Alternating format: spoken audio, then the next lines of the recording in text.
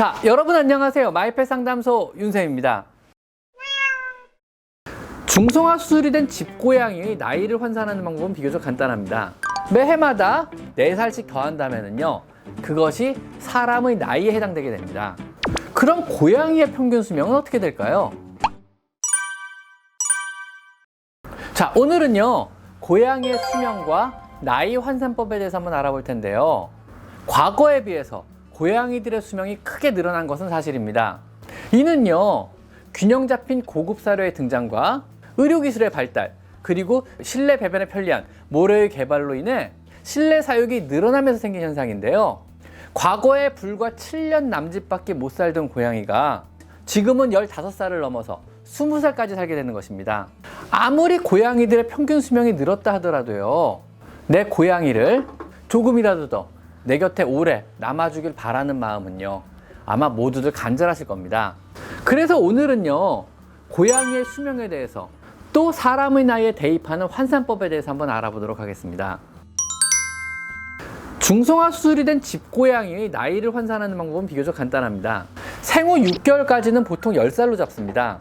그 후 생후 2살을요, 완전한 성숙을 마친 24세로 잡습니다. 매해마다 거기서 4살씩 더한다면요, 그것이 사람의 나이에 해당되게 됩니다. 즉 2살짜리 냥이는요 24살이 되는 거고요. 한참 좋을 때죠. 3살짜리 냥이는요 26살, 7살짜리 남아는요 44세인 겁니다. 10살 고양이는 56세에 해당이 되고요. 15살 고양이라면요 76세로 장수한 고양이가 되는 겁니다. 즉 우리가 해마다 건강검진을 해줘야 하는 이유는요, 고양이 몸의 노화 속도는요 사람보다 이렇게 굉장히 빠르기 때문입니다.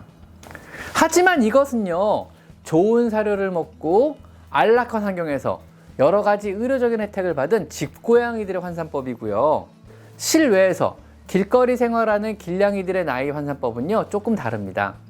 비교적 혹독한 환경에 생활하는 길냥이들의 경우는요 2살 때 완전 성숙이 끝나므로 24세인 것은 동일하나, 이때부터 1년을 사람의 8살로 계산하게 됩니다. 즉 먹는 음식의 질과 안락한 집에 비하여 혹독한 환경으로 인하여 노화가 집고양이에 비해서 2배는 빠르게 진행을 하는 것입니다. 물론 실제 평균 수명은요 여러 가지 사고로 인해 더 짧은 것도 사실입니다. 만약 집고양이가 장수를 한다면요 20년 가까이를 살 수 있지만은요, 길고양이는요 별다른 사고나 질병 없이 장수한다고 해도요 10살을 넘기기 힘든 것이 사실 현실입니다. 이것은요 환경과 음식에서 오는 차이로요, 우리 사람 역시 양질의 단백질 섭취와 적은 노동 환경, 그리고 의학적인 혜택으로 불과 5, 60년 전에 비하면요 평균 수명이 2배 가까이 늘었다는 것을 보면은요 그렇게 틀린 이야기도 아닌 것 같습니다. 그럼 고양이의 평균 수명은 어떻게 될까요? 보통은 15년에서 20년 정도로 알려져 있습니다. 그런데 이것은 평균적인 수명일 따름이고요, 품종별 또 개체별로는 당연히 차이가 있습니다. 사람은요 백인이나 흑인 혹은 동양인이라고 아니면 뭐 이씨나 김씨라고 평균 수명에서 차이가 있지 않은데요, 고양이는요 개체가 다르기 때문에 유전적인 특성에 따른 개체차가 어느 정도 존재하게 됩니다. 대체적으로 품종묘보다는 코리안 숏헤어 같은 섞인 품종의 유전적인 결함이 적어 오래 사는 것으로 알려져 있습니다. 그 외에 아메리칸 숏헤어, 노르웨이 숲, 메인쿤, 시베리안 등이 비교적 긴 수명을 자랑하는 것으로 알려져 있습니다. 하지만요 유전적인 소인에 따라 개체차가 존재하는 것은 사실이지만은요, 그것보다도 어떤 것을 먹는지, 어떤 환경에서 지냈는지가 더 수명에 큰 영향을 미친다는 것을 꼭 기억하셔야만 합니다. 숫고양이가 똑같이 질병과 사고 없이 산다고 하더라도요, 실내 집고양이는 20년을 살아도 실외의 길냥이들은요 10년 남짓만 살아간다는 걸 감안한다면요 절대로 환경적인 요인을 무시할 수는 없는 겁니다. 자, 그러면은요 내 고양이의 수명을 늘릴 요령은 어떤 것들이 있을까요? 여기에는 기본적인 것을 잘 지켜주시는 것이 가장 중요합니다. 우리가 이미 다 알고 있는 것들이거든요. 자, 우선 첫째로는요, 윤쌤의 마이펫 상담소 채널을 열심히 보기입니다. 농담입니다. 죄송합니다. 자, 둘째는요, 믿을 수 있는 양질의 사료의 공급입니다. 사람이나 동물이나 먹는 게 가장 수명에 크게 영향을 미치는 것 같습니다. 정말 먹는 게 다 같아요.